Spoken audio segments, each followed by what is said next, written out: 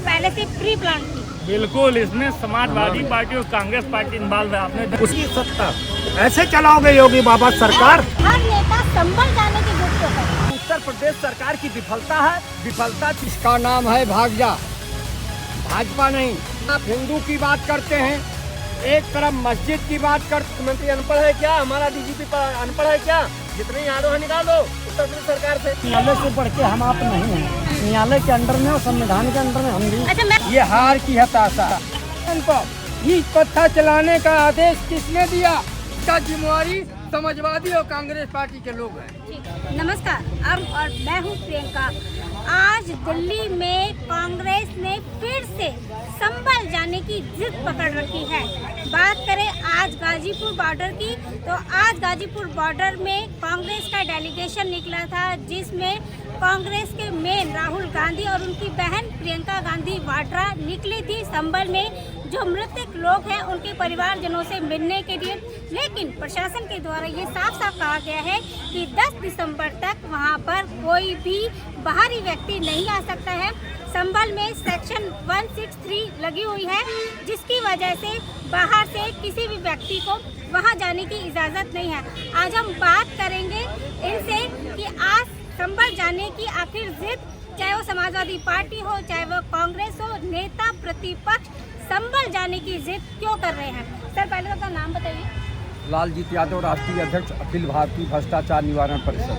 Sir, पहले तो ये बताइए कि संभल में अब तक जो घटना हुई थी उसके बाद चाहे वो कांग्रेस हो चाहे वो समाजवादी पार्टी हो, हर नेता संभल जाने की गुट क्यों कर रहे हैं? देखिए प्रियंका जी, ये वाजिब सवाल आपका है, लेकिन कहीं कोई दंगा में मारे जाते हैं तक पीड़ित परिवार के यहाँ लोग सांत्वना देने जाते हैं, और ये परंपरा भी रही है। और अच्छे नेता जो है तत्काल पहुँच के उनको सांत्वना देना चाहते हैं, कुछ मदद भी करना चाहते हैं। तो सरकार को चाहिए कि वहाँ सुचारू व्यवस्था रखे, लोगों को जाने दे। चूँकि काफ़ी दिन हो गया, मुझको लगता है 10-12 दिन हो गया है, तो अब इनको जाने देना चाहिए। लेकिन ये बढ़ाते जा रहे हैं। पहले कहे थे कि 2-4 दिन रुक जाइए, पहली तारीख के बाद लोग जाइएगा, अब वो तारीख बढ़ा दिए 10 तारीख के बाद जाइएगा। तो ये सरकार का जो है एक तरह से विफलता है। सरकार को वो भी कोई साधारण व्यक्ति नहीं है। नहीं, सरकार तो ये कह रही है ना, अगर आपको जाना है तो 10 दिसंबर के बाद जाइए। लेकिन चाहे वो कांग्रेस हो चाहे वो सपा हो, वो जिद क्यों कर रहे हैं कि हमें संभल नहीं जाना है? जिद खोड़ी है, जिद नहीं होता है। अब आप एक बात बताइए, कहीं घटना घटी और तत्काल न पहुँचिए, तत्काल वो जो है उस तरह का सांत्वना न दीजिए, तत्काल कोई मदद न करिए, तो उसका क्या मतलब है? आप बताइए, किसी के घर में आग लग जाए और पानी टैंकर लेके या दमकल जो है 1 महीना बाद पहुँचे, तो कोई मतलब है? आप सोचिए ना, अपने दिल से पूछे कि किसी के घर कोई जो है घटना होती है, कोई परिवार जो है मृत होता है या पुलिस की गोली से मरता है या जैसे भी मरता है, तो लोग सांत्वना देने जाते हैं। सरकार को भी सोचना चाहिए। सनातन धर्म में है कि आप जो है जितने जल्दी जो है मृतक के घर पहुँचे, जितनी जल्दी सांत्वना दे सके। तो सरकार तो कह रही है ना 10 तारीख के बाद जाइए। और अभी देखिए वहाँ पे पाकिस्तान के कुछ जो गन्स वगैरह हैं वो भी वहाँ पे मिली हैं, जो इंटरनेशनल जो गन्स होती है वो भी वहाँ पे मिली है। वहाँ पे जांच चल रही है, तो इसी वजह से सरकार अभी कह रही है कि अभी रुकिए, वहाँ पे जांच चल रही है। बहुत अच्छा प्रश्न आपने किया। आदरणीय देश के प्रधानमंत्री जी कहते थे ना, कभी आपने सुना था कि नहीं, बॉर्डर किसका है, मिलिट्री किसकी है, सैनिक किसके हैं, कैसे ये घुसपैठिए चले आते हैं।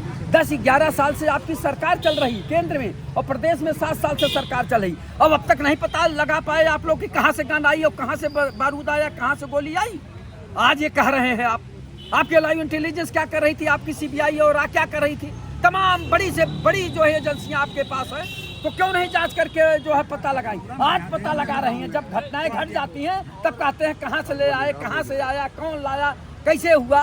तो ये वहाँ के लाइव इंटेलिजेंस, वहाँ का पुलिस विभाग, वहाँ का जिला प्रशासन और उत्तर प्रदेश सरकार की विफलता है। विफलता छिपाने के लिए माननीय मुख्यमंत्री योगी आदित्यनाथ जी तारीख पे तारीख बढ़ाते जा रहे हैं, और आम जो आप क्या बोलेंगे? आप जो सुनिए, आम लोग जो जाना चाहते हैं सांत्वना देने, और पार्टी के लोग जो जाना चाहते हैं, पार्टी के लोग जाना चाहते हैं सांत्वना देने, तो सांत्वना देने से भी रोकने का काम जो कर रही है, ये लोकतंत्र की हत्या है, संविधान की हत्या है। ये नैतिक जिम्मेदारी माननीय मुख्यमंत्री जी को लेना चाहिए कि ये जो दंगा हुआ है, चाहे बहराइच का दंगा हुआ, चाहे संभल का चाहे दंगा हुआ, और चाहे अभी जो है बदायूं में हो रहा है, कहीं और ये लोग कर रहे हैं, तो ये जो इस तरह का हर मस्जिद में मंदिर देख रहे हैं प्रियंका जी, ये गलत है। कल आप कहिए कि जितने मुसलमान के घर हैं सब हिंदुओं के थे, तो ये दंगा बढ़ाने का काम हो रहा है, इसको रोकिए।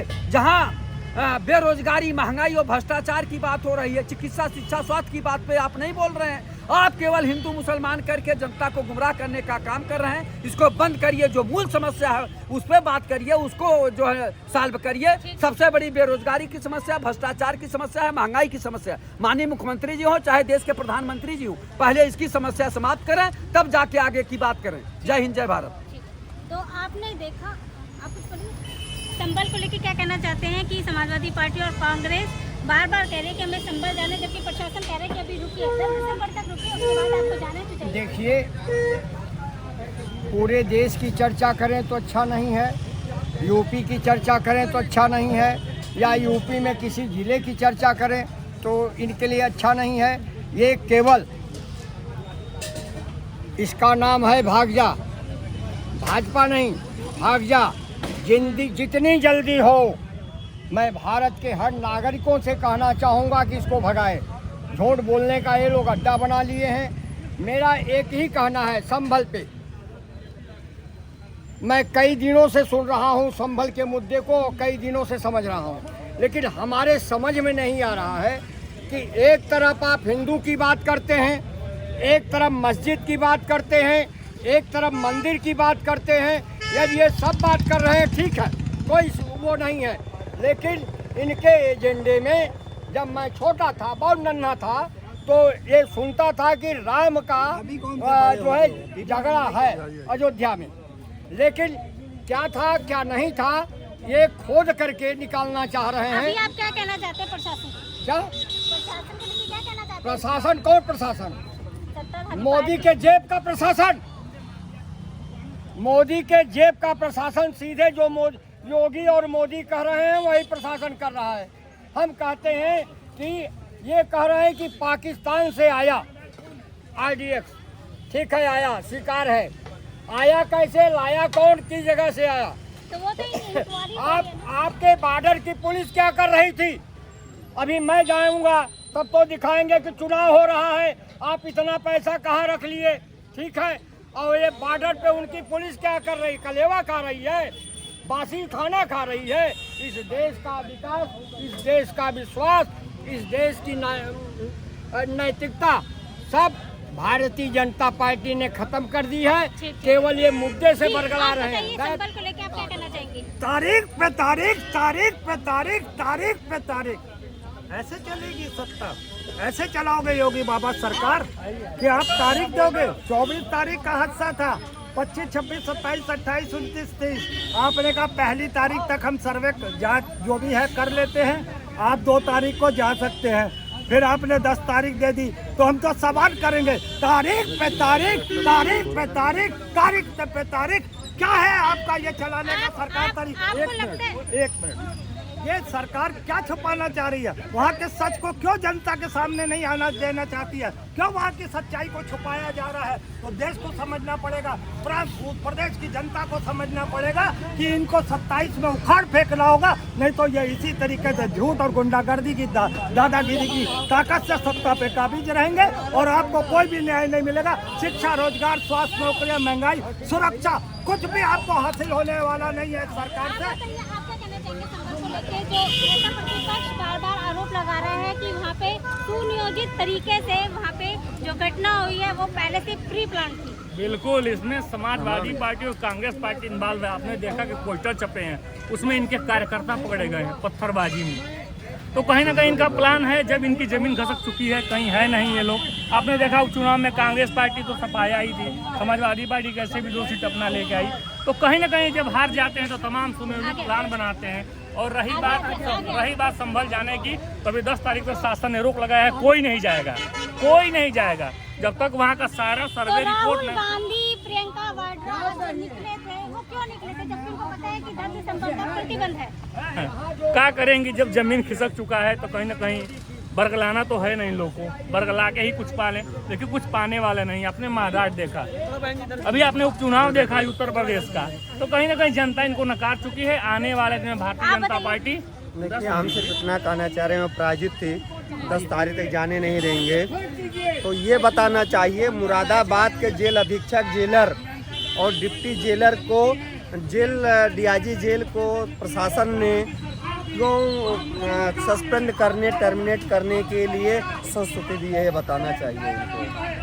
लिख करके डीजी को, डीजी पुलिस को, चीफ सेक्रेटरी को, शासन प्रशासन को लिख करके, आसपास के जिलों को लिख करके निर्देश दिया जा रहा है कि राहुल गांधी को मत आने दिया जाए, सपा का के लोगों को मत आने दिया जाए। और सपा का प्रतिनिधिमंडल का आदमी जाकर के जेल में मिलाया पीड़ितों से। इनकी इंटेलिजेंस फेल हो गई, इनकी इंटेलिजेंस फेल हो गई। ये मानने को तैयार नहीं है कि सपा ने का प्रतिनिधिमंडल मिलाया, प्रतिनिधिमंडल के सदस्य मिलाए। उन्हें तो सस्पेंड कर दिया गया ना सर? क्यों सस्पेंड कर दिया गया? क्योंकि मुलाकात करवाई थी, इसी वजह से। जेल मैनुअल नहीं पता है? हमारा मुख्यमंत्री अनपढ़ है क्या? हमारा डीजीपी अनपढ़ है क्या? जेल मैनुअल है, जो मिलने जाएगा किसी से मिलने दिया जाएगा, आप रोक नहीं सकते हैं। और उसके मत्थे पर लिखा था कि समाजवादी पार्टी का है या भारतीय जनता पार्टी का है, मत्थे पर तो नहीं लिखा है। सब यादव को यादव जोड़ देंगे। जेलर अगर यादव है तो सब सपाहिया हो गए, तो सपाहिया हो गए तो जितने यादव है निकाल दो उत्तर प्रदेश सरकार से। आप क्या कहना चाहेंगे संभल? देखिए, संभल के मामले में जो न्यायालय का आदेश है उसको सबको सम्मान करना चाहिए। और दूसरी बात, न्यायालय से बढ़ के हम आप नहीं हैं, न्यायालय के अंडर में और संविधान के अंडर में हम भी। अच्छा, मैं आपसे एक बात ये जानना चाहती हूँ कि संभल में शाही मस्जिद को लेकर जो बवाल हो रहा है, और ये अब तो साफ भी हो गया है कि चाहे वो बाबर अकबरनामा हो, चाहे वो पुराणों के द्वारा भी ये कहा गया कि वहाँ पे हरिहर मंदिर था, तो आपको क्या लगता है कि जो साक्ष्य सामने आ रहे हैं क्या वो सही है, या फिर जो लोग कह रहे हैं कि वो मस्जिद ही है? देखिए, सर्वोच्च न्यायालय का जो है सम्मान किया जा सकता है। और दूसरी चीज़, जहाँ जहाँ पर ये घटनाएं हो रही हैं वहाँ की जिम्मेदार समाजवादी पार्टी है, और समाजवादी पार्टी होने के नाते ये सब हो रही है।